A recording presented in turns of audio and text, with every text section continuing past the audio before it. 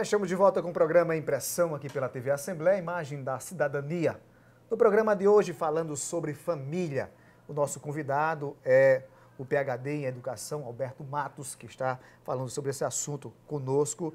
Alberto, a questão do companheirismo do casal, como é que se caracteriza?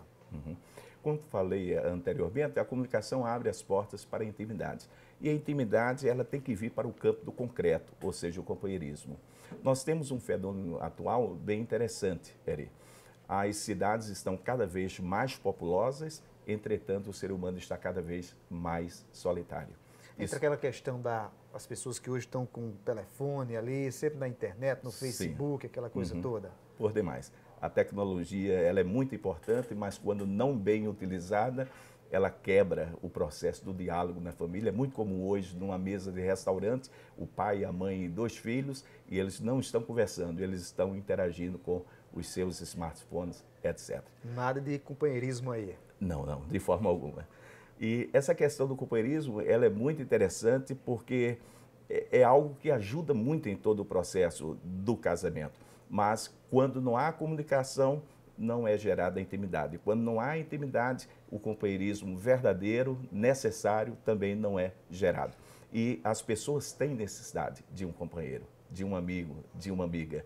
As pessoas têm necessidade de alguém que esteja ao lado e que seja a favor delas e que possam somar forças para enfrentar as adversidades da vida ou do cotidiano.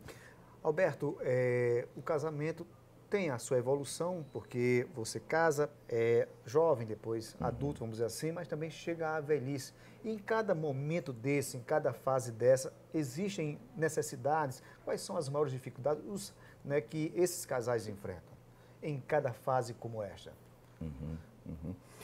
Do início do casamento, por faltar a experiência necessária, eles estão sempre indo aos desencontros, vamos assim dizer, né?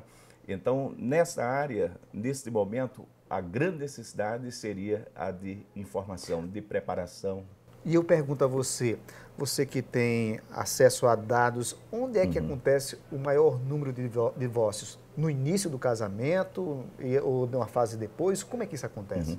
Você falou uma coisa muito interessante. Hoje, aqui no Brasil, nós temos uma média de 7,9% a 8,5% em todas as faixas etárias. E não é mais uma questão do início do casamento, do meio do casamento, ou vamos assim dizer, próximo ao fim do casamento, quando as pessoas já estão se extinguindo, né?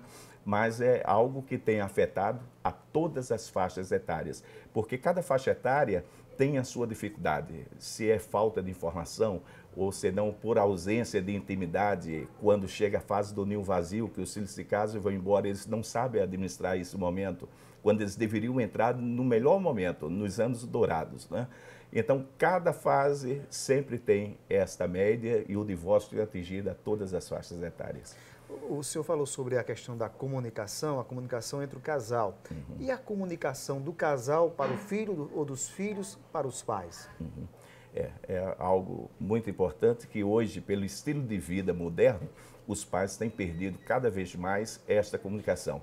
Quando a educação dos filhos está entregue às escolas, que isso não é o ideal é a educação pelos pais. Os pais é que têm a responsabilidade da educação. A escola ajuda nesse processo, mas tem havido uma perda.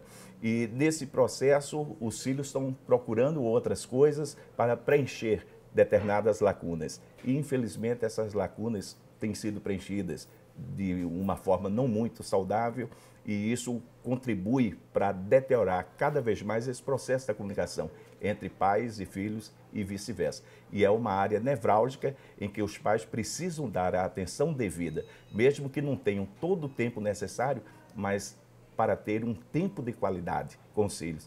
Porque quando você tem um tempo de qualidade, você consegue passar aquilo que é essencial.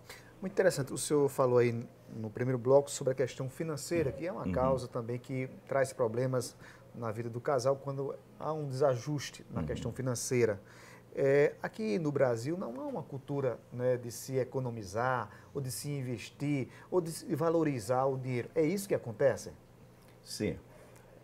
Ainda ontem nós estávamos concluindo um seminário e nessa área de finanças estávamos dialogando, comunicando à comunidade a ausência, né, aqui na nossa cultura brasileira de um processo formativo para se administrar as finanças. Então, geralmente, pela constante desvalorização do real, as pessoas têm dificuldade de compreender quanto custa R$ 1 para cada uma delas.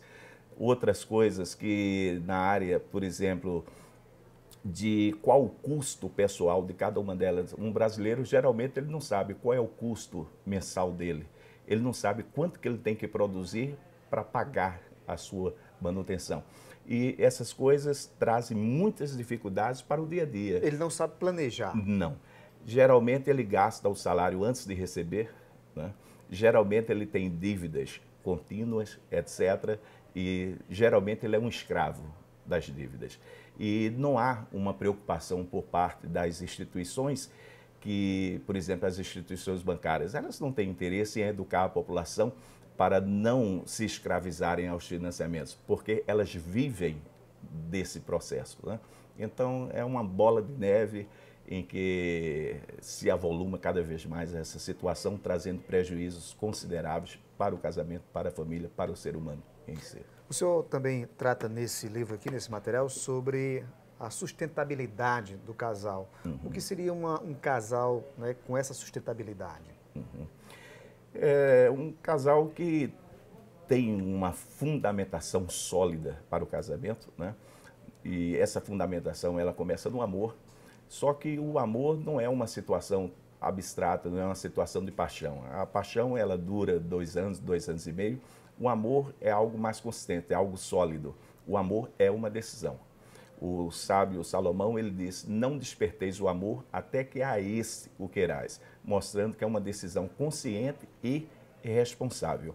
E quando o indivíduo desperta esse amor com as bases corretas, então um cenário de sustentabilidade se desencadeia, porque se ele despertou essa atitude, ele vai ser responsável, ele vai amar, ele vai respeitar, ele vai exercer o papel dele como deve ser no dia a dia, dentro das suas funções, etc.